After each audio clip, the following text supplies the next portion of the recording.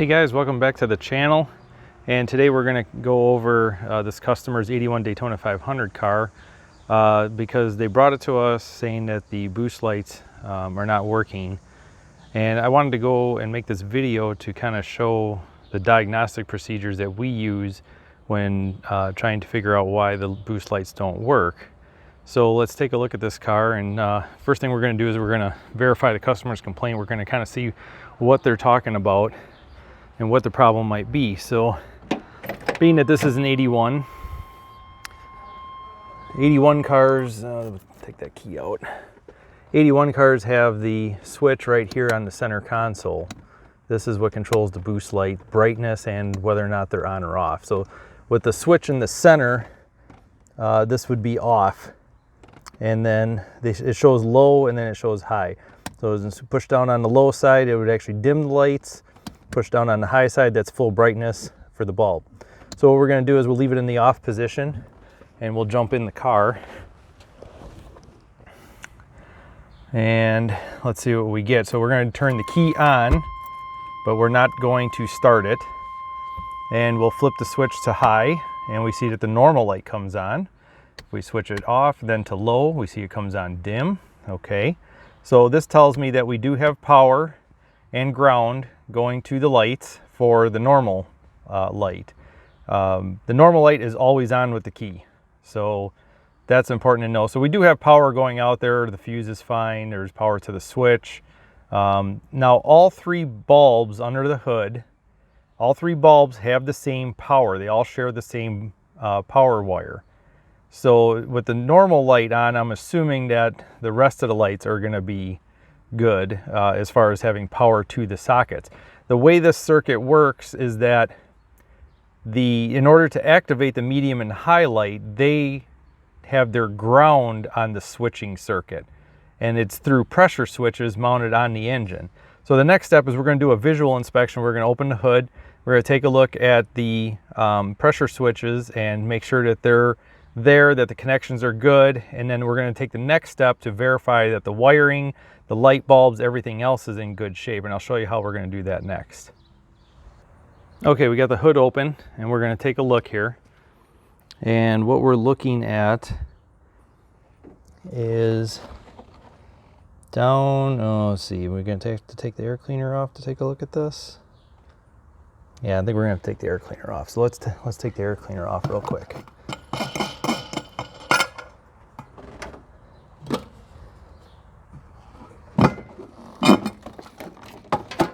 Some hose connections here that are kind of holding it up. Okay, with the air cleaner out of the way, and I can already see that there's a few pieces on here that are not factory. One of them being this hose here for the coolant hose to the plenum. Somebody made this. You can't buy this hose. That's why somebody tried to make something work here. Very interesting. But kind of down here at the manifold, we can see that there's the two pressure switches. We have one right there, and then there's another one kind of hiding down in here. There's the two pressure switches right there. Now you can tell the difference as to which one is for which light by the thread size. If you were to remove these, one of them has a 1/8 inch NPT thread or pipe thread. The other one's going to have a 1/4 inch pipe thread. The larger 1/4 inch pipe thread controls the high light. The 1/8 inch pipe thread, smaller pipe thread, controls the medium light. So what I'm going to do here is I'm going to unplug these. They just pull right off. There's one.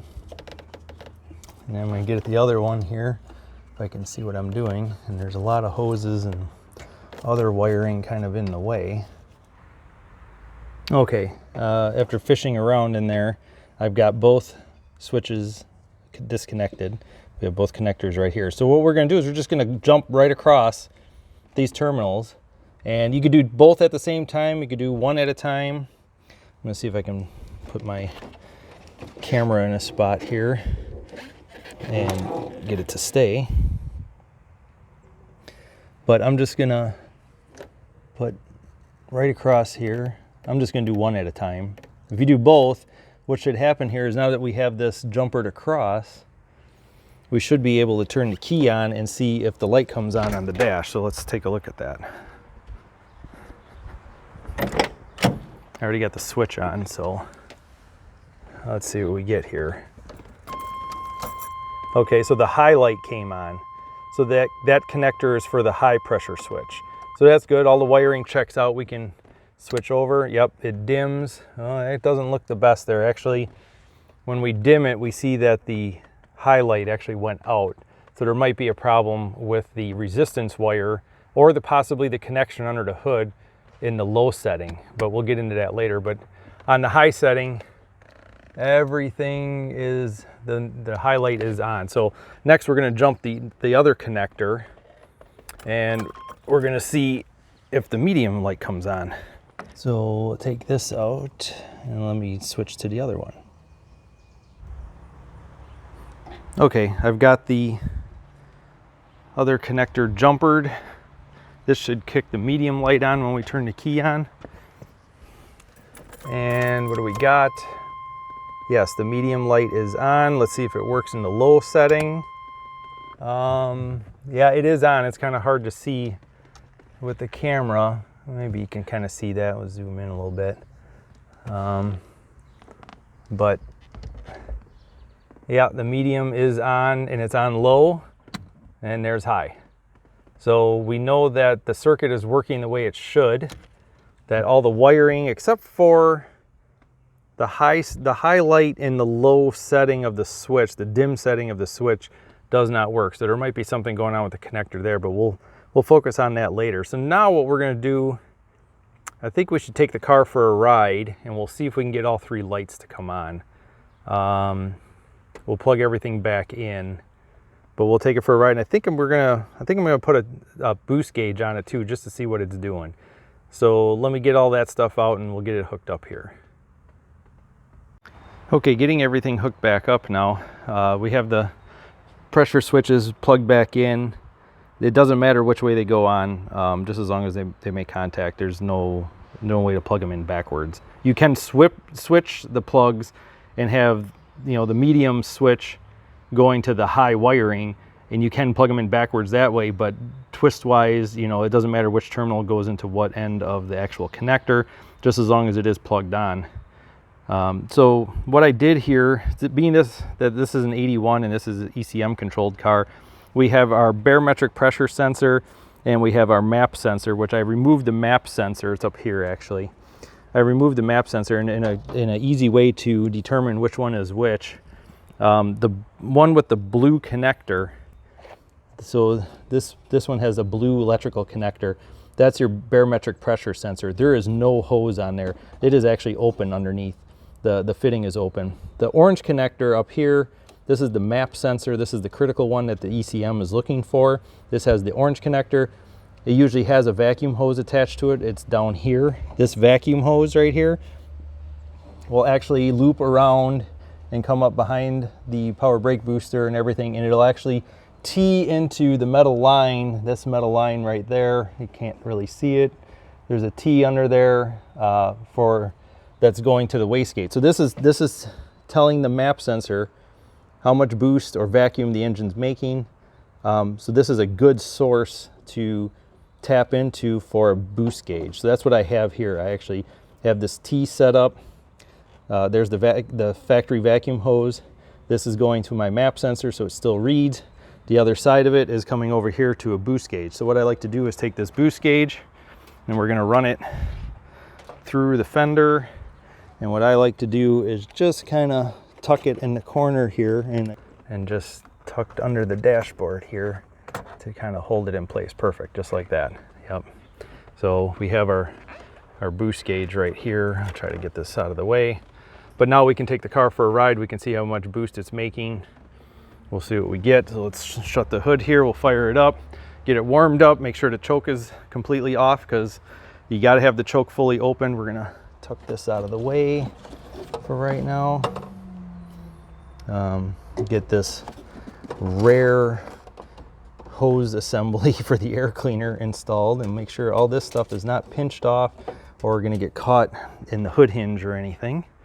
So let's shut the hood here. Make sure the hood latches cable is in. Got that shut, perfect. All right, get the camera set up and we'll go for a ride.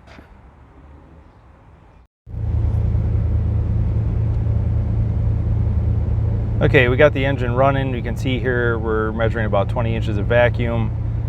We have the lights are on right now.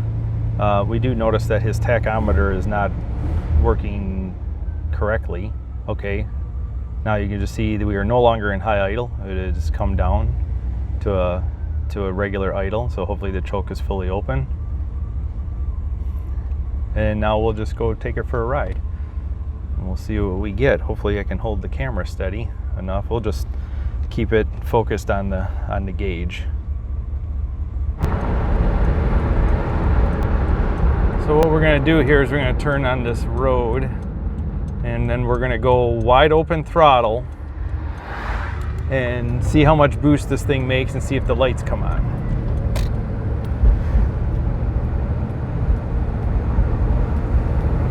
There's wide open. Well, no medium light, and we're only getting about 5 pounds of boost.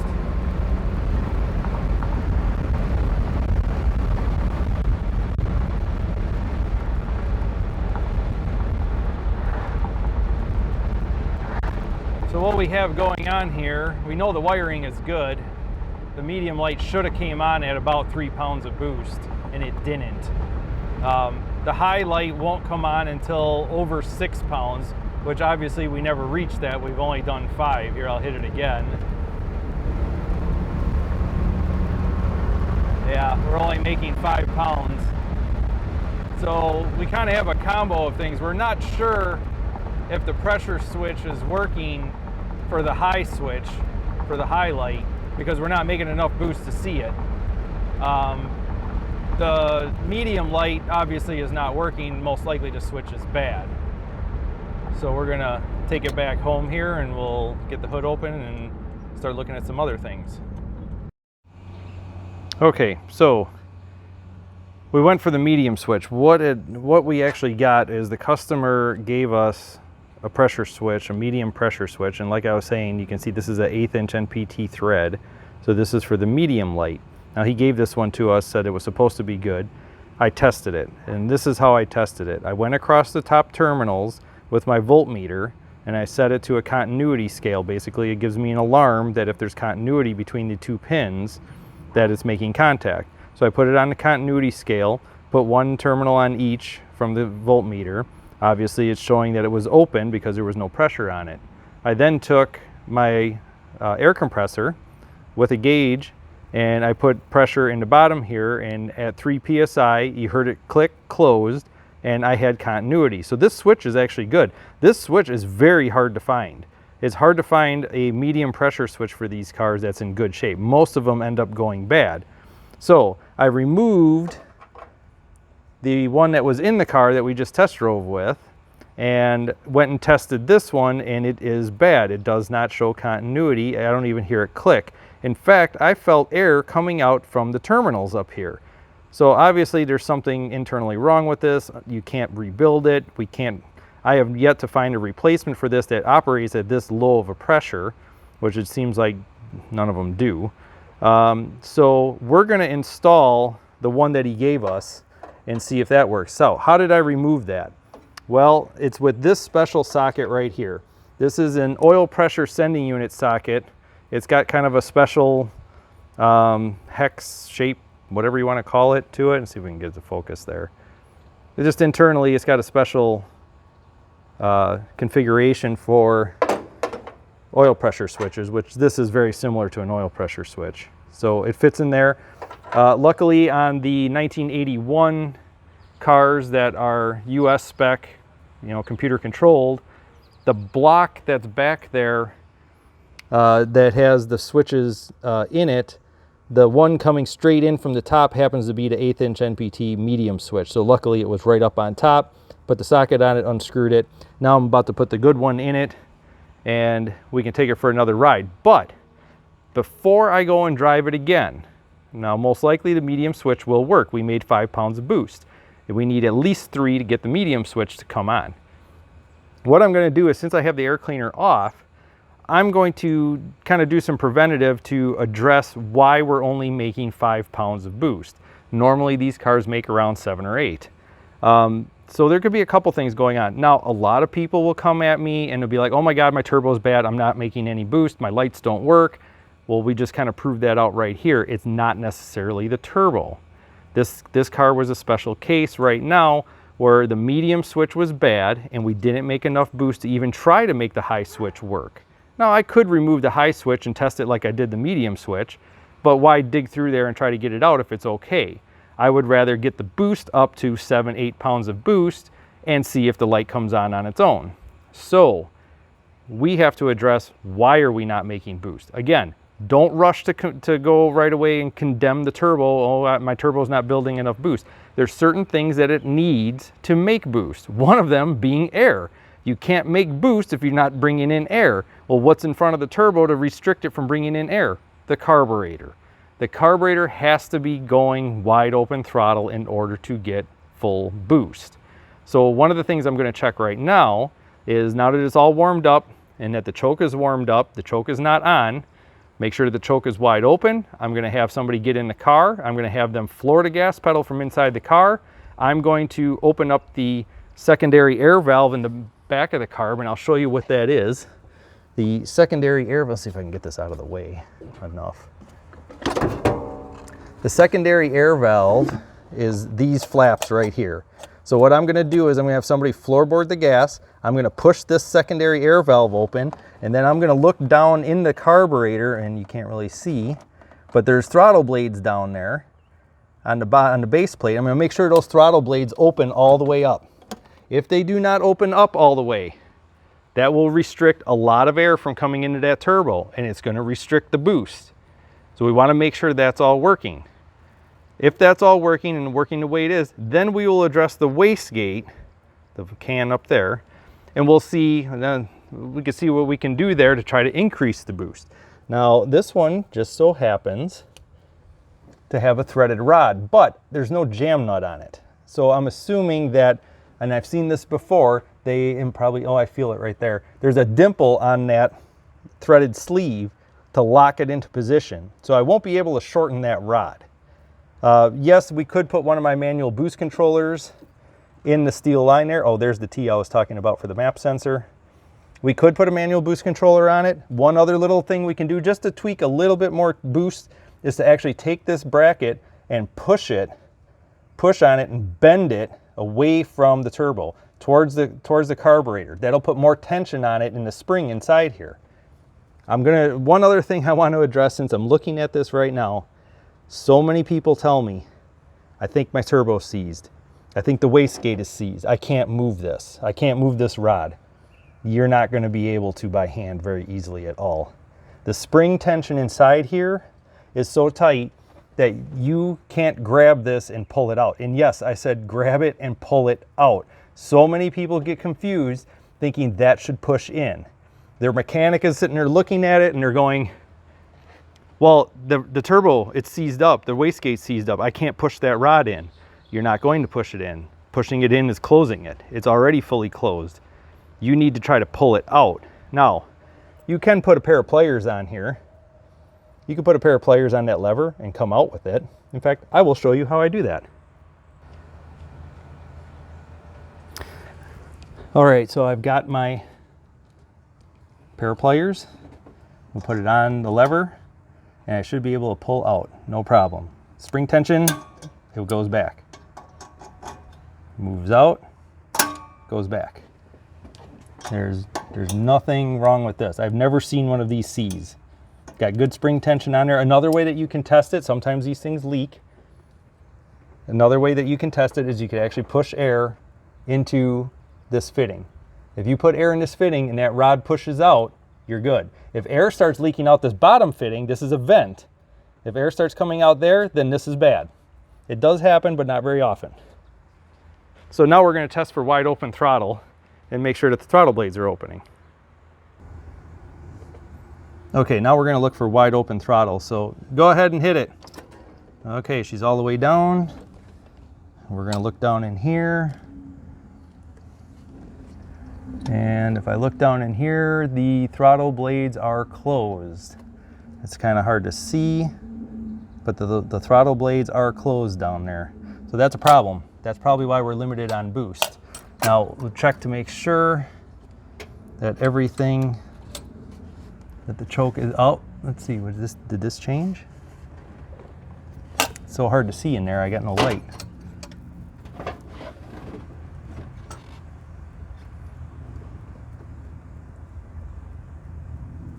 Yes, they do look like they're open now.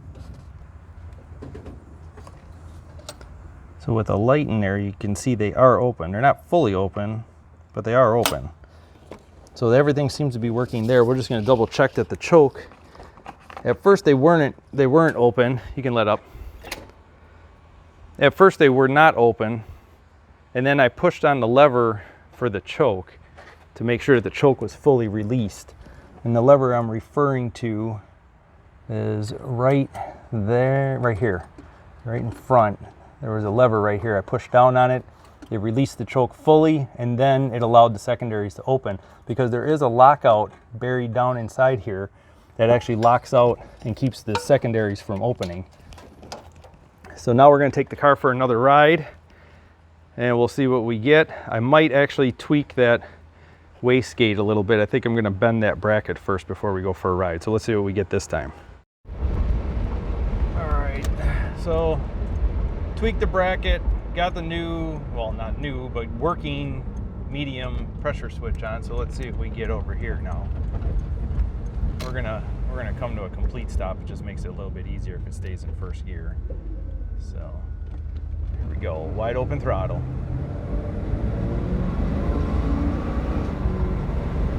So a little bit of detonation. The high switch is trying to work. It only made maybe 6 pounds of boost. I don't know what kind of fuel is in this car, how old it is.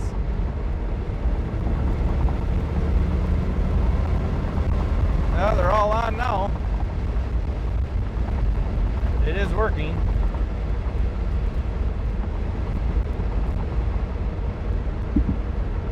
Could try it on the low setting and see. We'll slow it down a little bit here.